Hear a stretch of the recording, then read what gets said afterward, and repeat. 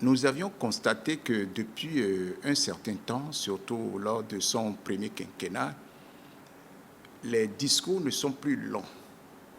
Et cela se justifie par le travail qui est fait, qui n'a plus besoin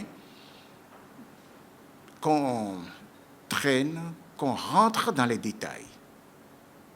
Il revient au ministre de tutelle de rentrer dans les détails. C'était l'année dernière. Et cette année, il nous a prévenu que son discours ne sera pas long, quelques dizaines.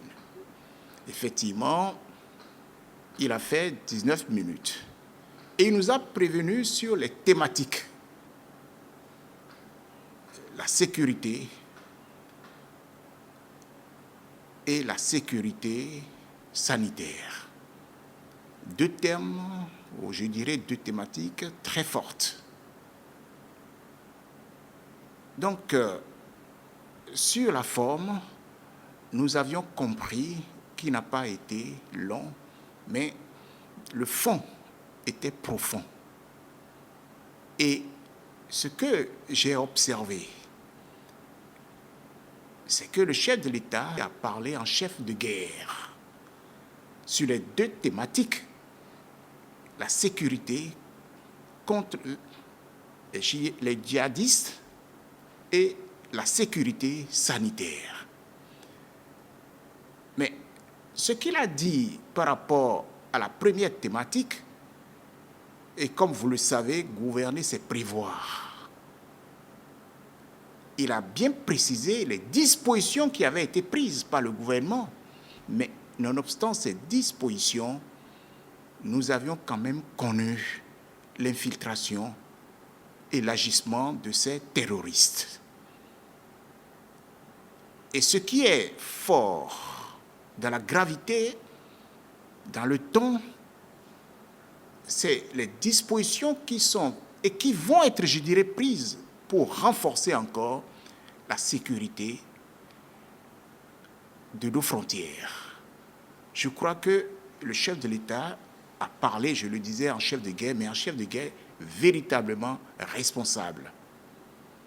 Et sur ce point, il a également mis l'accent pour dire à tous les Béninoises et à tous les Béninois que c'est dans l'unisson, dans l'unité, je dirais, que nous devons combattre ce fléau.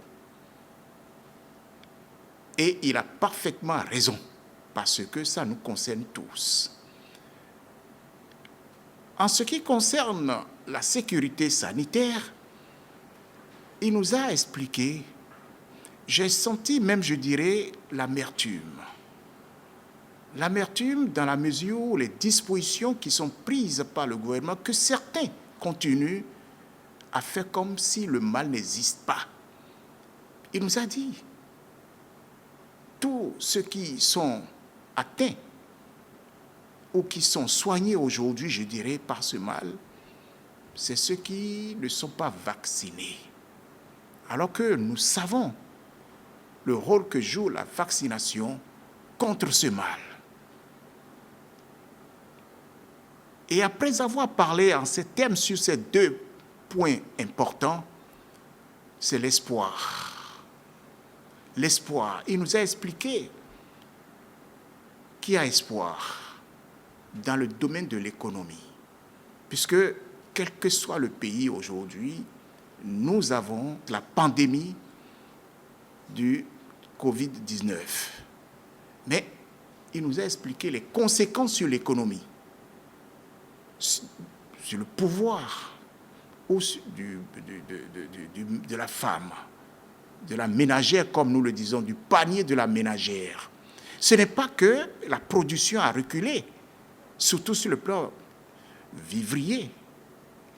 Non. J'ai souvent donné comme exemple l'huile qu'on importe, par exemple. Mais l'huile dont on a besoin coûte cher. Parce qu'il y a une rareté aujourd'hui pour faire venir l'huile. Les navires qui doivent l'amener sont plus légion. C'est ce que le chef de l'État a voulu dire. Ces produits manufacturés, à cause de la pandémie, ces produits qui reviennent chers et qui ont un impact sérieux sur les produits locaux parce que quand vous achetez l'igname, on dit que l'igname est cher, mais il faut savoir que pour cuire l'igname, on a besoin d'huile. Et l'huile, très souvent, vient de l'extérieur. Et venant de l'extérieur, nous devons aussi savoir que c'est dû à cette pandémie. Mais à cette gravité s'ajoute la détermination du président de la République qui dit qu'il y a espoir.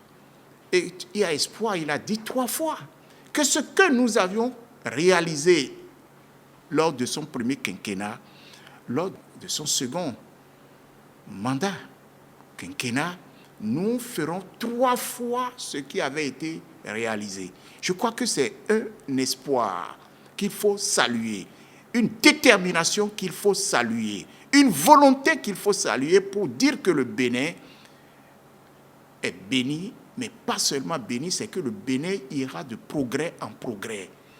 Je crois que quand un chef d'État s'exprime en ces termes, il faut voir en lui un responsable, que ce soit au niveau de l'eau, que ce soit au niveau de l'électricité, que ce soit au niveau du panier de la ménagère. Il en est conscient et il travaille et il œuvrera pour que cela soit une réalité aujourd'hui. C'est en cela que je trouve Patrice Talon un véritable président de la République. Parce que nous avons tendance à croire que le président de la République est là pour gérer et partir. Non. Il pose ce qu'il faut pour le Bénin du futur, le Bénin d'aujourd'hui, puisqu'il a commencé hier à nous le démontrer.